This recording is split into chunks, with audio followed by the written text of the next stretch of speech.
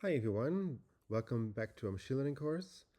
Now we've learned what a convolution is, we can start building convolutional neural networks. And the idea again is that we want to find some patterns which will make learning easier. We could of course take the input image, then add a gigantic dense layer, all possible combinations of pixel values, right? And then an output layer which says, okay, it's a 1 or 2 or 3 or something else, right?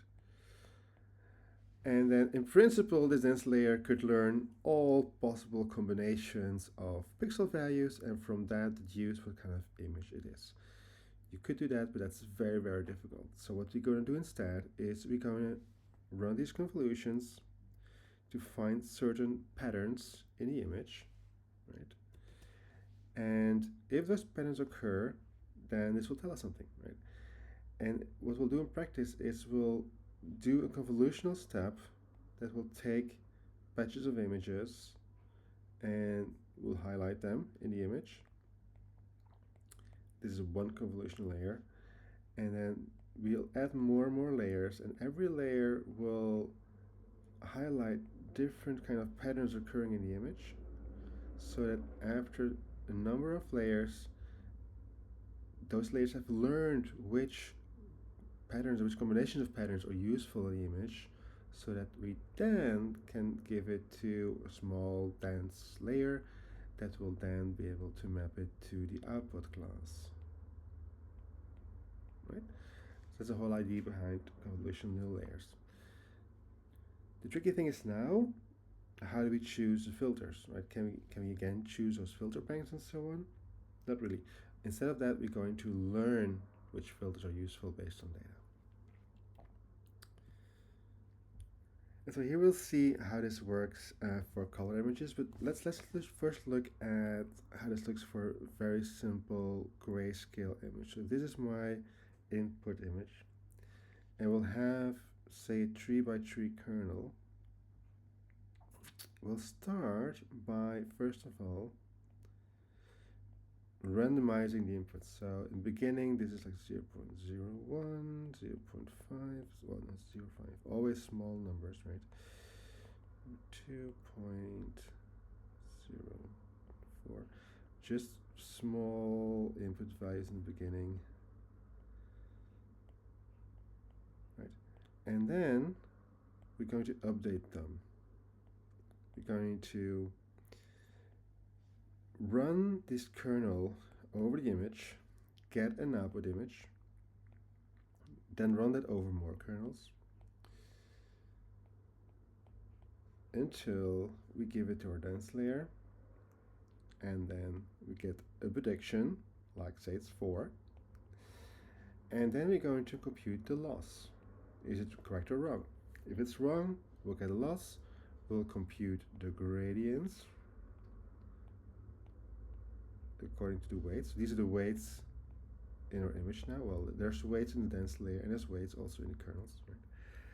And so we're going to backpropagate the loss. So we're going to update the weights of our dense layer, but we're also going to update the weights of every filter all the way back, so that the next iteration we have updated those values. So maybe now this is 0 0.02, and maybe this is 0.003, and this is 0.4.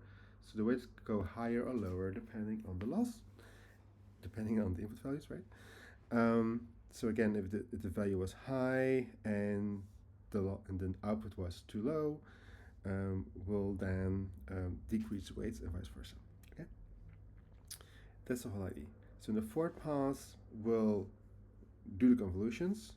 We get the output, push it to a dense layer, make a prediction, compute the loss, and then you backpropagate, and we're going to update all the weights in our filters so that we can learn those filters instead of having to choose them beforehand.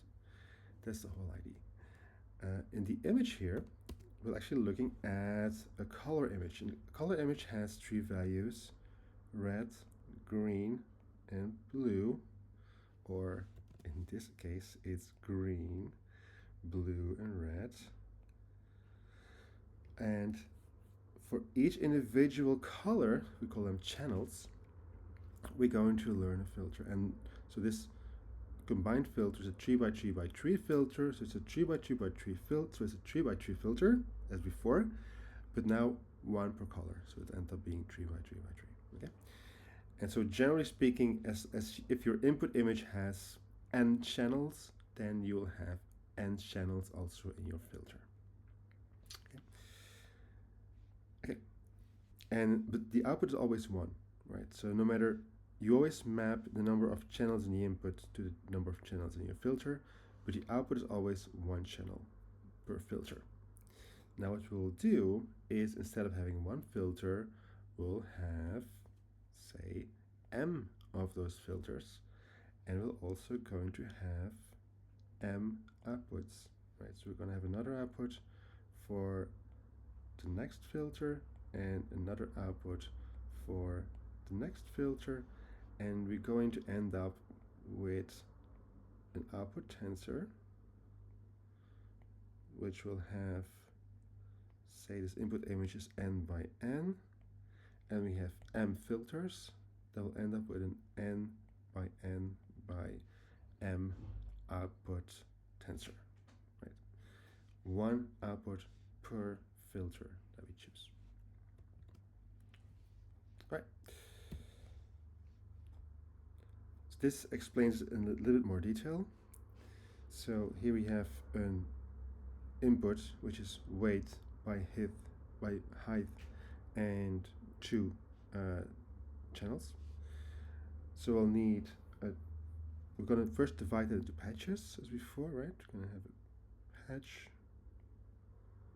here, this guy here, and then the next patch, let's see, it's going to be this guy here, it's going to be this one, and the next patch for this guy is going to be this patch, right? So we'll move it over the image, we get different patches. Every patch we're going to apply our kernels. So in this case we have 3 kernels. They're not shown here, but they will basically be the same size. So it'll be 3 wide and 2 high kernel.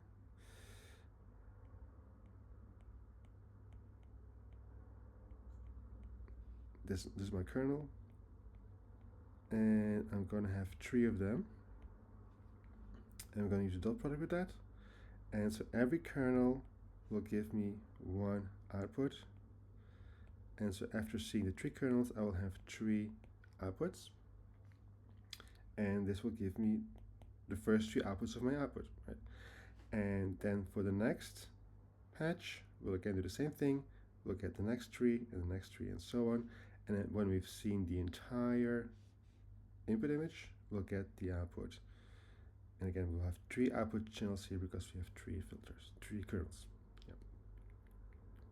All right. Right. Now, a number of things we need to take into account. First of all, as you may have already noticed, we actually will lose some resolution of the image, because if we break down this image into patches, we'll see we don't get 5 by 5 patches, we get 3 by 3 patches, right? And so this means that we'll always lose a little bit of resolution every time we have a convolutional layer. If you don't want that, then we can add zeros around the input image, right? We just add zeros around the input image, and then we do normal convolution, and then we'll get a 5 by 5 output, right? We call that zero padding, and this will ensure that the resolution of our image doesn't get destroyed very early on in the convolutional neural network. This is not always a problem, so if you have a very high resolution image, like a 1000 by 1000 input, maybe you don't care about losing 2 pixels, right? It's only for smaller images that you probably don't want to lose resolution so much, so then you add zero padding to avoid that. Another thing you can do, sometimes your input image is too large. So you have a 1000 by 1000 input. It can be very expensive to do a normal convolution then.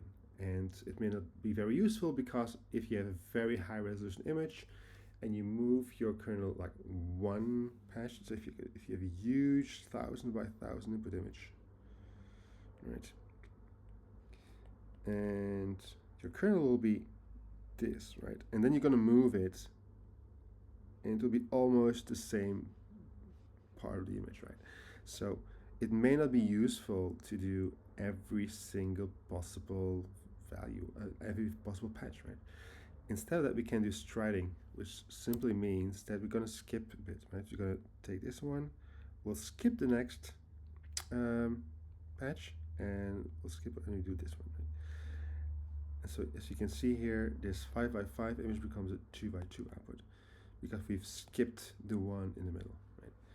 We call this striding. The stride length is the number of was the distance between two individual values. So in this case, it's 2. We could also do, in this case you can't, but in principle we could do 3. If you could do 3 with 3 by 3 kernel, you would effectively be looking patches one by one. This is 1, this is 1, this is 1, right? So if your stride length is the same as your kernel length, you will just see patches just individual from each other without overlap. Yeah, so striding, very useful whenever you have a high resolution image and you don't think there's too much information in doing every possible patch, so you can stride over, you can make the operation more efficient then, right? Another very important thing to do is max pooling. So what this does, you take an image, you choose a filter size, again 2, which is the stride length 2, right, in 2 directions. So you use stride of 2 in this direction, stride of 2 in this direction, and then you're going to take the maximum of all the values. So of these 2, right, you take the maximum, that's 20. Then you take the next part, next from there is 30, and so on and so on. And so that's the output. So a 2 by 2 max pooling will effectively halve your resolution in every direction and replaces all the values with the maximum. You can also do the average, that's called average pooling. You can do that. Typically max pooling works a little bit better, and both are optional. And what this does is aggressively reduces the number of weights, right? So this can help. Say you have not enough data to train a model with, then doing max pooling may actually help because you have less chance of overfitting your weights to the limited data you have. Right? There's also another very useful reason to do max pooling, and it has to do with receptive field. This is a little bit more of a complex topic, but what this means is that if you look at what the output of the neural network sees of the input image, it may not be everything. So in this case, I have, say, it's an 8 by 8 input, and I have one convolutional layer, another convolutional layer, and then the output. This is a 2 by 2 output. And so if I look at this part of the output, I can ask a question, okay, which part of the input has this value seen? Right, this output is a result of this 3 by 3 kernel, which has seen this part of the first output. This is a result of a 3 by 3 kernel, so this in turn is a result of this part of the input image. So this output has only seen a 5 by 5 patch of the input. We call that a receptive field of 5 by 5. Which means that this value here hasn't seen all of the input image. So if there's something here, then this output value hasn't seen it. Right? And so if this output was, for instance, has learned to recognize some part of the image, Say it's a field, and this part has recognized a tree, and there's no tree in this part of the image, then this output will not be able to detect the tree. Maybe somebody else, maybe this part does, but then this part also has to learn how to recognize trees. That's not very efficient. Ideally, you want to have every output represent certain aspects of the image, and it wouldn't be useful if every output has to learn all the possible objects in the image. You want it to be specialized in something. Now, to be able to do that, the output has to see all of the input image. Right? That we call the receptive field. So ideally, we design the network in such a way that deep enough the network at least, every output has seen all of the input image. Okay, so how can we do that? There's certain things we can do. One thing we can do is to take striding. We can add striding, and then we see, well, okay, if we do striding, then we don't do one by one, but we take, sorry, this value, and this value, and this patch. So we see a slightly larger part of the image. It's not everything yet, but it's an improvement, right?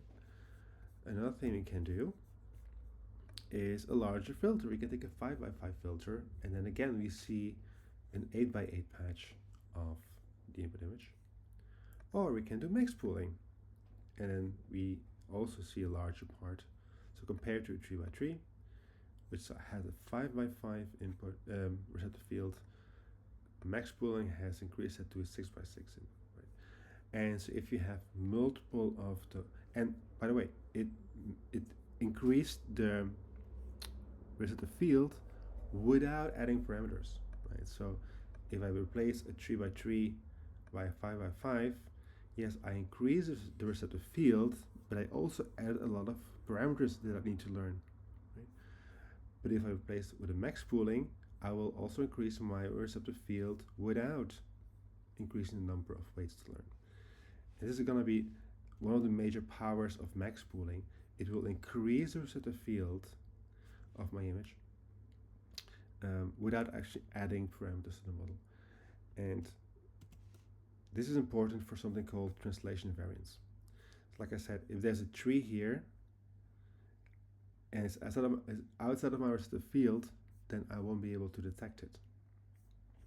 By making sure that my receptive field is big enough, by adding max pooling and so on, I will increase the translation variance of my model, which means that I can shift the input without affecting the output. So it shouldn't matter whether the tree is here or here or here, I should be able to detect it anywhere. And so having a large receptive field gives you translation variance. It doesn't matter where in the image that an object occurs, the output value will always see it. Okay. Another thing you can do are dilated convolutions. So I'll just show you what it is. So this is a normal 3 by 3 filter, right? So this output here sees this part of the image. I can now replace this kernel by a dilated kernel, which means I don't look at every value, but I'm gonna skip over. So this output here is not as before, this value times this value plus this value times this value plus this times value times that value. Instead I'm gonna skip some pixels.